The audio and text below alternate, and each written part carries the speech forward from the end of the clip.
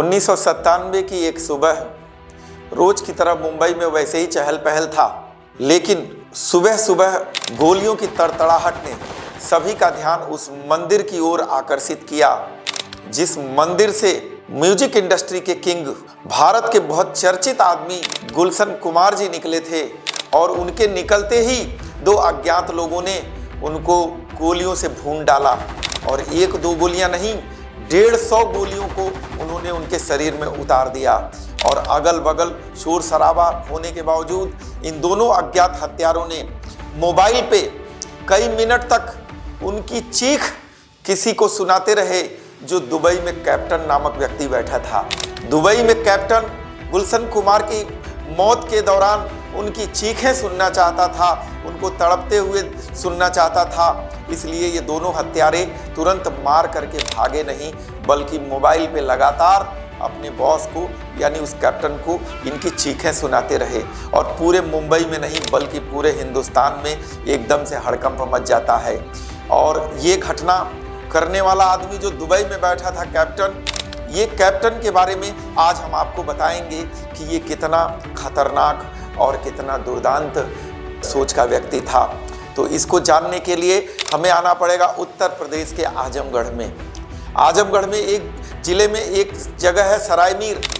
सराय मीर में पैदा हुआ कैप्टन, उसके पिता एक एक्सीडेंट हादसे में मारे जाते हैं और उसके बाद पूरे घर की जिम्मेदारी इस कैप्टन पे आ जाती है। और ये कैप्टन 12वीं पास करने के बाद सीधे साइकिल की रिपेयरिंग, गाड़ियों की रिपेयरिंग, इस तरह करके घर के खर्चे चलाने की कोशिश करता है। लेकिन बहुत दिन तक आजमगढ़ के सराय मीर में मन नहीं लगता इसका और ये वहाँ से दिल्ली निकल जाता है। दिल्ली जाने के दौरान इसको फिर वही जो काम आता था, साइकिल रिपेयरिंग और गाड़ियों की रिपेयरिंग करना शुरू करता है। लेकिन वहाँ मन लगता नहीं है, क्योंकि ये माया नगरी से बड़ा प्रभावित था। इसकी पर्सनालिटी, इसकी लुक, ये अपने आप को हीरो की तरह समझता था। इसलिए मुंबई वहाँ से चला गया और सोचता था कि एक दिन हम मुंबई फिल्म इंडस्ट्री में कोई किसी न किसी रूप में दिखाई देंगे। लेकिन वहाँ भी जाने के बाद कुछ दिन डिलीवरी बॉय का काम किया। उसके बाद एक शॉप में जहाँ पे इंपोर्टेड सामान आते थे वो बेचा जाता था, वहाँ पे ये कैप्टन सेल्समैनी का काम करने लगा। और उसके बाद इसकी मुलाकात बहुत सारे ऐसे लोगों से होती है जो जराइम की दुनिया के लोग थे, यानी कि तरह तरह के आपराधिक दुनिया के लोग थे, और वो भी इसको अपने साथ लेके जाते हैं। और वहाँ से शुरू होती है आजमगढ़ के सराय मीर से दिल्ली और दिल्ली से बॉम्बे की एक ऐसी खतरनाक स्टोरी और एक ऐसे नौजवान की स्टोरी जिसने बाद में चल कर के पूरे हिंदुस्तान का दिल दहला दिया था। और ये व्यक्ति जो गांव में सलीमुआ के नाम से जाना जाता था, बॉम्बे में जाकर के डॉन यानी अबू सालिम बनता है, अबू सालिम के नाम से पहचान बनाता है।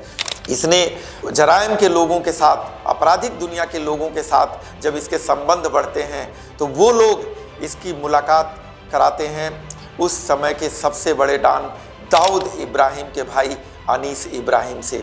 अनीस इब्राहिम से अबू सलीम बहुत प्रभावित होता है और उनके साथ काम करने का निर्णय लेता है। शुरू में उन्होंने वही डिलीवरी बॉय का काम, ड्राइवर का काम उन्होंने दिया और ये अपने काम को बड़े बखूबी से करता था, क्योंकि ये अनीस इब्राहिम के थ्रू एक दिन दाऊद इब्राहिम को मिलने का सपना देखता था और ये सोचता था कि मैं एक दिन दाऊद इब्राहिम का सबसे खास व्यक्ति बनूंगा। इसलिए उस दौरान ये किसी भी जोखिम लेने से डरता नहीं था। कितना भी खतरनाक काम अगर अनीस इब्राहिम इसको बता दें तो ये करने से पीछे नहीं हटता था।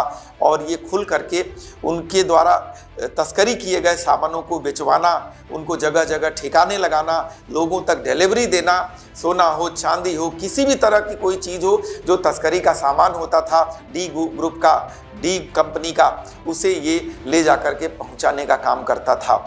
और कहीं न कहीं ये अनीस इब्राहिम के विश्वास को जीतने में कामयाब रहा। और अबू सलीम तो अपने मन में हर वक्त ये सपना देखता था कि मैं एक दिन मुंबई पे राज करूंगा, मैं एक दिन बॉलीवुड पे राज करूंगा, एक दिन मैं अपराध की दुनिया में एक बड़ा काम करूंगा, बड़ा नाम करूंगा। ये इसकी सोच थी, जिस सोच को लेके आगे बढ़ रहा था। और इस दौरान ये तस्करी के कामों में बहुत माहिर हो गया। इसको धीरे धीरे उन्होंने उसके बाद एक्सटॉर्शन के कामों में लगाया, लोगों को फ़ोन करना, उनको धमकाना, उनसे पैसे लेना और नहीं मानने वालों को कई बार टपका देना, ये काम भी इसने बखूबी करने लगा। और ये इन चीज़ों में इतना पारंगत होने लगा कि कहीं न कहीं अनीस इब्राहिम का ये बहुत ख़ास बना। और उसी दौरान ये इन चीज़ों को ठीक से सीख लेता है और काम को अंजाम देने लगता है। तब तक हमारे वहाँ जो 1992 की घटना हुई थी अयोध्या जी की, उस घटना की वजह से जगह जगह दंगे हुए थे, मुंबई में भी हुए थे। और उन दंगों के बाद 1993 के दंगे की कहानी भी वहाँ से स्क्रिप्ट लिखी जा रही थी, क्योंकि 1992 की घटना से बहुत सारे लोग बदला लेने की तैयारी में लगे हुए थे और वो लोग एक ऐसी स्क्रिप्ट बना रहे थे जिस स्क्रिप्ट से पूरे मुंबई को और पूरे हिंदुस्तान को दहलाया जा सके। तो उस घटना में भी अबू सलीम की इन्वॉल्वमेंट बताई जाती है कि वो भी उस घटना में आया, इन्वॉल्व हुआ। और उसको एक बार गुजरात भेजते हैं अनीस इब्राहिम कि जाओ वहाँ से कुछ सामान की डिलीवरी लानी है, और वो सामान भरूच से, गुजरात से मुंबई लाना था। उसके साथ एक दो दूसरे लोग भी थे और वो सामान कुछ और नहीं था, AK-56, AK-47, हैंड ग्रेनेड, इस तरह के खतरनाक हथियार थे जिसे अबू सलीम गुजरात से मुंबई लेके आता है। और एकदम से अब अनीस इब्राहिम का उसको फ़ोन आता है, इसमें से AK-56 संजय दत्त के वहाँ पहुँचा दो। और संजय दत्त को मिलने की खुशी इसको बहुत ज़्यादा थी, क्योंकि इसके पहले अबू सलीम किसी भी बड़े फिल्म स्टार को नहीं मिला था। और संजय दत्त को मिलने के लिए ये जाता है, क्योंकि संजय दत्त के साथ ये हुआ था कि संजय दत्त ने अनीस इब्राहिम को अपनी बातचीत के दौरान बताया था कि 1992 में जो घटनाएं हुई हैं, जो दंगे हुए हैं, उसमें उनके पिताजी सुनील दत्त की जान को खतरा है, क्योंकि वो अपने जान की परवाह किए बिना उन दंगाग्रस्त क्षेत्रों में लोगों की मदद करते थे।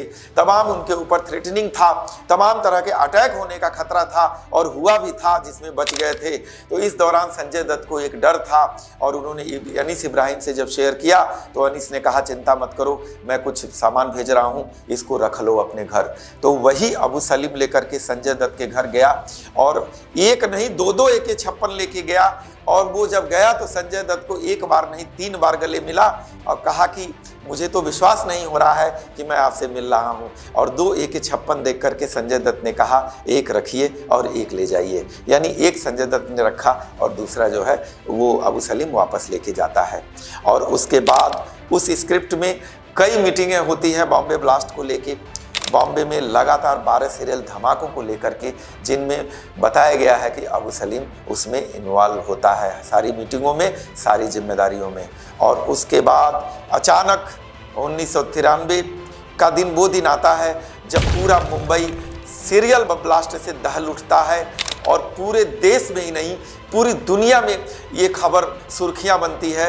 और अमेरिकन प्राइम मिनिस्टर, प्रेसिडेंट से लेकर के हमारे भारत के प्रधानमंत्री, सारे लोग एकदम अवाक हो जाते हैं। और कहीं न कहीं इस तरह के घटनाओं की उम्मीद नहीं किया था किसी ने। वहाँ पे हमारी इंटेलिजेंस भी फेल हो जाती है, वहाँ पे सारे हमारे जितने भी भारतीय हमारी जो सरकारी मशीनरी है सब फेल हो जाती है। और उस बम धमाके में सैकड़ों लोगों की जानें जाती हैं, तमाम बेगुनाहों की जानें जाती हैं। और उसके बाद अबू सलीम दुबई भाग जाता है।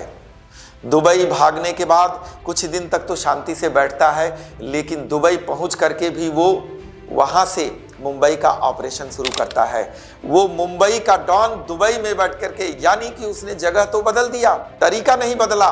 वो वहां से एक्सटॉर्शन, वहाँ से अवैध कारोबार, वहाँ से बहुत सारी चीज़ें वो करने लगा।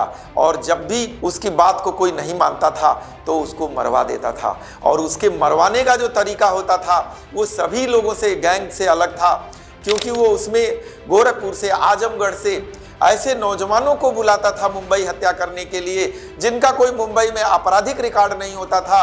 और वो जब जाते थे ट्रेन से तो 1-2 दिन में घूमते थे, उसके बाद उनको जो है पिस्टल पकड़ा दिया, गन पकड़ा दिया और उससे वो हत्या करके फिर आराम से वो वापस आ जाते थे। क्योंकि मुंबई के पुलिस रिकॉर्ड में किसी तरह के इन अपराधियों का नाम नहीं होता था जो यूपी बिहार से जाते थे या आजमगढ़ से जाते थे, 5-10 हज़ार में ये काम करके चले आते थे।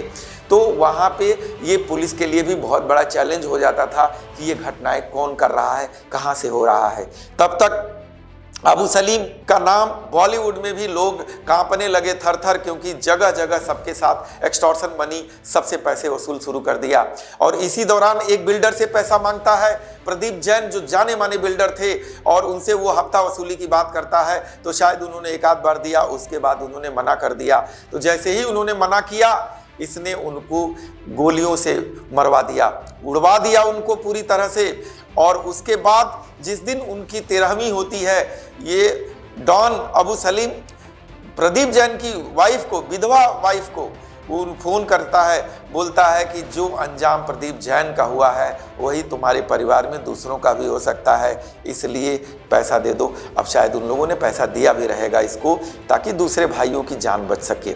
और उसी दौरान 1997 के वो दिन भी आता है जब हमारे म्यूजिक इंडस्ट्री के सरताज, बॉलीवुड के बेताज बादशाह म्यूजिक इंडस्ट्री के गुलशन कुमार पूजा पाठ करके मंदिर से निकलते हैं, तो उनकी हत्या करवाता है सिर्फ इस बात को लेकर के, क्योंकि 2-4 दिन पहले उसकी बहस होती है फ़ोन पे। और शायद गुलशन कुमार ने भी एक बार तो उसको पैसा 10 लाख दे दिया था, लेकिन दोबारा फिर मानने पर उन्होंने इनकार किया। वो बोले हमारा रक्षक भगवान है और हम देख लेंगे, जो करना है कर लो। और बहुत बुरा लगा अबू सलीम को, और सीधे 2 अपने आदमियों को भेज करके उनके ऊपर कम से कम 150 गोलियों की बौछार कराता है। पूरा मुंबई, पूरा भारत हिल उठता है उसके दहशत से। और उसके बाद से तो पूरा बॉलीवुड ही उसका गुलाम हो गया। जिसको चाहता था, जब चाहता था दुबई में नचवाता था, हीरो हो हीरोइन हो, और जब चाहता था उनसे पैसे भी वसूली करता था। इसी दौरान और तमाम हीरो हीरोइन उससे मिलने लगे, क्योंकि वो जिसको चाहता था फिल्में भी दिलवा देता था, जिसको चाहता था हीरो बना देता था, जिसको चाहता था फिल्मों से हटवा देता था। तमाम फिल्मों में पैसे भी उसके लोग लगाने लगे, खुद भी लगाने लगा। इस तरीके से बहुत सारे ऐसे लोग हैं जो दुबई में जाकर के उससे मिलने लगे। इत्तेफाक से मैं भी दुबई में उस दौरान था वहाँ पे, इसलिए हमें बहुत सारी, और पत्रकारिता बैकग्राउंड होने की वजह से मुझे बहुत सारी खबर मेरे लोगों से मिल जाती थी कि आज अबू सलीम से मिलने के लिए ये हीरोइन आई है, वो हीरो आया है, वो लोग आए हैं। तमाम लोगों की जानकारी मुझे मिलती थी व्यवहारिक रूप से, इस तरह के लोग इनको मिलने आते हैं। और 1997 में एक बहुत बड़ा इवेंट होता है, जिसमें ऑर्गेनाइजर कमेटी में वहाँ का एक बड़ा आदमी था उस टाइम का, विकी गोस्वामी, जो उमल क्वीन में बहुत बड़ा इवेंट कराता है बॉलीवुड का, नदीम श्रवण नाइट। उस नाइट में जितने हमारे सुपरस्टार हैं, जितनी हीरोइनें हैं बड़ी बड़ी, ये सभी लोग जाकर के परफॉर्म करते हैं, और वहाँ से कहानी रची जाती है। उसके बाद 1997 आता है, वो घटना जब गुलशन कुमार की हत्या कर दी जाती है। कहीं न कहीं इसका भी तार उस इवेंट के साथ जुड़ा हुआ होता है, बताया जाता है। और उसमें नदीम श्रवण में जो नदीम है वो भी आरोपी बनते हैं, और उसके बाद से वो इंडिया नहीं आते हैं बल्कि लंदन में रहना शुरू कर देते हैं। कई बार हम दुबई में उनको देखे हैं, कई बार बड़ी बड़ी दाढ़ी उनकी थी, और मैंने जबल अली में देखा है उनको, लेकिन उनका वैसे हल्ला था कि वो लंदन में रहते हैं। और नदीम बाद में जाके बरी भी हो जाते हैं, क्योंकि इंडियन गवर्नमेंट उस तरह का एविडेंस उनको नहीं दे पाती है जिस तरह का एविडेंस उनके खिलाफ देना चाहिए था, तो वो बच जाते हैं। और दुबई लंदन मिला के आज भी नदीम रहते हैं। हमारी भी उत्सुकता जगती है, क्योंकि मैं दुबई में ही था, तो मेरी उत्सुकता जगती थी कि मैं भी कभी दुबई के डॉन को देखूं, कभी मैं अबू सलीम को देखूं। तो उस दौरान मुझे ये खबर मिलती थी कि वो वहाँ जिम जाते हैं, वहाँ पे डांस बार में जाते हैं, वहाँ जाते हैं, यहाँ जाते हैं। तो मैं भी 1-2 बार उनको देखा, जिम में हयात रेजेंसी में देखा वर्कआउट करते हुए। क्या गजब का बंदा जो है वर्कआउट करता था वहाँ पे, बड़ा गजब का उसका वर्कआउट था, क्योंकि वो डेडिकेटेड आदमी था अपने फिटनेस को लेके, अपने लुक को लेके, हमेशा सुंदर दिखना चाहता था। उसे जो है सुंदर लड़कियों का, सुंदर गाड़ियों का, लग्जरी लाइफ का, जिम जाना, फिट रखना, बढ़िया कपड़े पहनना, ये सब बहुत पसंद था। इसलिए हमने उसको जिम में भी देखा, उसको एक आध बार क्लबों में देखा, उसको एक आध बार मार्केट में देखा। इस तरीके से मैं उसकी पर्सनालिटी को पर्सनली देखा हूँ कई बार। और 1997 में ही विकी गोस्वामी एक बार अपने वहाँ पार्टी रखते हैं, क्योंकि उस टाइम उनका एक होटल था रॉयल अब्जार। रॉयल अब्जार बहुत खूबसूरत, बहुत बढ़िया डेरा में होटल था, जहाँ पे मैं कई बार इसलिए गया हूँ क्योंकि मुझे भी इवेंट का और इन चीज़ों का इन्विटेशन रहता था, और हमारा शुरू से ही पत्रकारिता और इवेंट से जुड़ा हुआ काम था, इसलिए मेरा जाना होता था। वहाँ पता चलता है कि बहुत सारे लोग मुंबई की फिल्म इंडस्ट्री से आए हैं और उस इंडस्ट्री के लोगों की पार्टी हो रही है। उसमें जो है अबू सलीम जाता है पार्टी में, और वहाँ तमाम हीरोइनों के अलावा उसमें मोनिका बेदी भी होती है। मोनिका बेदी और अबू सलीम की आंखें वहीं चार होती है। अबू सलीम मोनिका बेदी को पसंद करने लगता है और वहाँ से उनकी लव स्टोरी शुरू हो जाती है, क्योंकि मोनिका बेदी एक बड़ी हीरोइन बनना चाहती थी और उसे बड़े सपोर्ट की ज़रूरत थी, क्योंकि उस दौरान वो बी ग्रेड और सी ग्रेड की छोटी छोटी प्रोजेक्ट कर रही थी मूवी में, तो उसको चाहिए था एक बड़ा ब्रेक।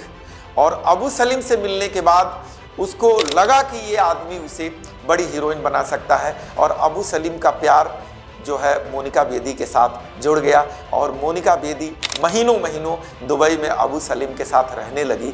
और उसके बाद उसको जब इंडिया में फिल्में मिलती हैं तो बड़ी फिल्में मिलने लगी। जैसे गोविंदा जी उस टाइम सुपरस्टार थे और उनकी फिल्म थी जोड़ी नंबर 1, जिसमें गोविंदा के साथ ट्विंकल खन्ना थी और संजय दत्त भी बहुत बड़े सुपरस्टार थे उस टाइम के, तो उनके साथ मोनिका बेदी की कास्टिंग होती है। तो इनको संजय दत्त को पसंद नहीं आता है, लेकिन वो दबाव में वो मूवी करते हैं।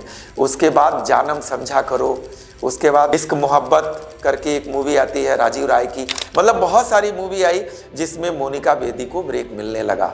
लेकिन मोनिका बेदी को तब तक शायद ये नहीं पता था अबू सलीम कितना खतरनाक आदमी और कितना बड़ा नाम है उसका जराइम की दुनिया में, यानी कि माफिया की दुनिया में, डॉनों की दुनिया में।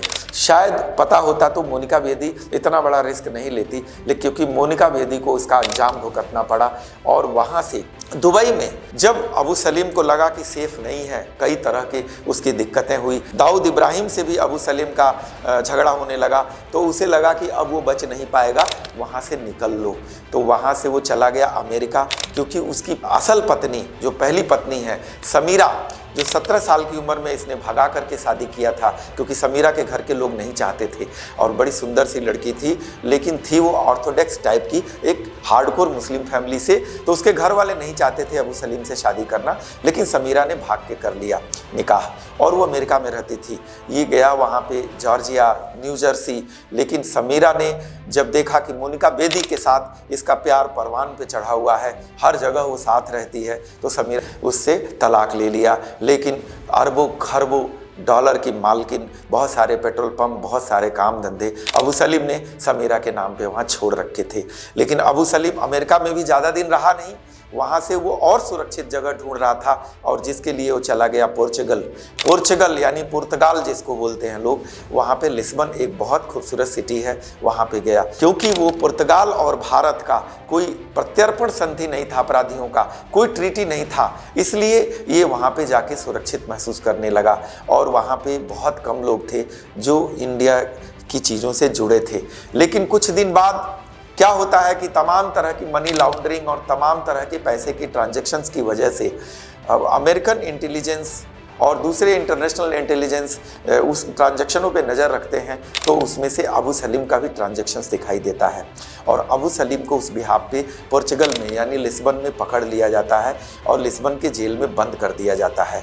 लिस्बन में बता दूं बहुत खूबसूरत सिटी है, क्योंकि लिस्बन में मुझे भी इवेंट करने का मौका मिला था, तो मैं गया हुआ हूँ और वहाँ पे एक बहुत बड़ा इवेंट किया था। यहाँ की जो हमारी सेलिब्रिटी सिंगर हैं नेहा कक्कर, इनको लेकर के मैं लिस्बन गया था, तो मैंने देखा था कि वो गजब का सिटी है यूरोप का, जो पोर्चुगल के अंदर है, और वाकई में वो उसकी सुंदरता तो है ही है, जो आप में से जो भी गए होंगे जानते होंगे। लेकिन अब आगे बात बढ़ाते हैं कि जैसे ही लिस्बन के जेल में गया ये, उसी दौरान भारत सरकार ने कोशिश करना शुरू कर दिया इसको पकड़ करके इंडिया लाने की, लेकिन प्रत्यर्पण संधि ना होने से, कोई ट्रीटी ना होने से 3 साल लग गया भारत सरकार को उसको यहाँ लाने में, वो भी तमाम कठिन शर्तों के साथ, क्योंकि उस टाइम वो प्रधानमंत्री थे लाल कृष्ण आडवाणी, गृह मंत्रालय भी उन्हीं के पास था, और उनसे जब शर्त रखी गई कि इसको मौत की सजा नहीं दी जा सकती है, इसको 25 साल से ज़्यादा जेल में नहीं रखा जा सकता है। तो भारत सरकार के लिए कठिन डिसीजन था, लेकिन लिया भारत सरकार ने, और उसको इन 2 शर्तों के साथ भारत लेके आए कि 25 साल से ऊपर नहीं रखेंगे जेल में और मौत की सज़ा नहीं देंगे। और उसके बाद भारत सरकार के पास तो अनगिनत केस होने चाहिए थे उसके लिए, क्योंकि उसने आदमियों को बहुत मरवाया है।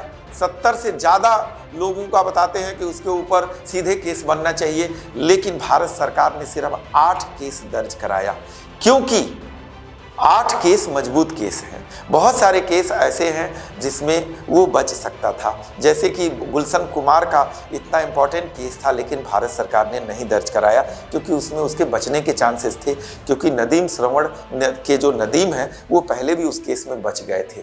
तो भारत सरकार ने दिमाग से काम लिया और सिर्फ 8 केस दर्ज कराया जिसमें इनको यहाँ रखा जा सके, और इस तरीके से इनके ऊपर वो 8 केस चल रहा है। 2005 में इनको अबू सलीम को लेके आया गया था इंडिया में।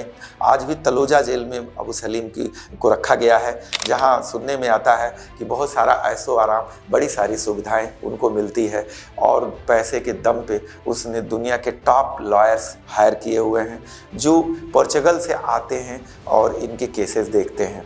और अबू सलीम को बहुत सुरक्षित तरीके से रखा गया है, लेकिन 2005 में रखा गया है, लाया गया है। तो इसका मतलब होता है कि 2030 से पहले अबू सलीम छूट करके एक मुंबई से लेके आजमगढ़ तक सामान्य और स्वतंत्र जीवन जी सकते हैं, और कहीं न कहीं आगे वो, जैसा कि उनका प्लानिंग था बहुत पहले राजनीति में आने का, वो राजनीति में आने का भी मनसा पूरा कर सकते हैं। एक डॉन की कहानी यहाँ आके ख़त्म होती है, और हमारे इस चैनल को, जिसका नाम है प्रमोद गुप्ता बिंदास बोल, आप अपना आशीर्वाद जल्दी से जल्दी, ज़्यादा से ज़्यादा दीजिए। सब्सक्राइब करिए, लाइक करिए और कमेंट्स भी करिए, और कमेंट में बताइए कि आप किसकी कहानी सुनना चाहते हैं। आप किसको चाहते हैं कि कौन से डॉन की बात की जाए, कौन से माफिया की बात की जाए, या कौन से घटना की बात की जाए। कमेंट में लिखेंगे तो मैं उसके ऊपर भी वीडियो बना के डालूंगा। लेकिन आप अपना आशीर्वाद बनाए रखिए, जल्दी से जल्दी हमारे सब्सक्राइबर बढ़ाइए, ताकि मैं देश के और विदेश के बड़े बड़े उन लोगों को अपने चैनल पे एज ए पॉडकास्ट ला सकूं, जिनको हम ला करके इन सब घटनाओं को, जिन्होंने आंखों देखा है या जिन्होंने कवर किया है या जिन्होंने इनकाउंटर किया है, उन लोगों को ला करके आपके बीच हम उनसे बातचीत करेंगे। उसके लिए बहुत ज़रूरी है कि हमारे सब्सक्राइबर बढ़ें, और आप लोग कृपया प्लीज़ आशीर्वाद अपना दीजिए। इसी के साथ जय हिंद, जय भारत।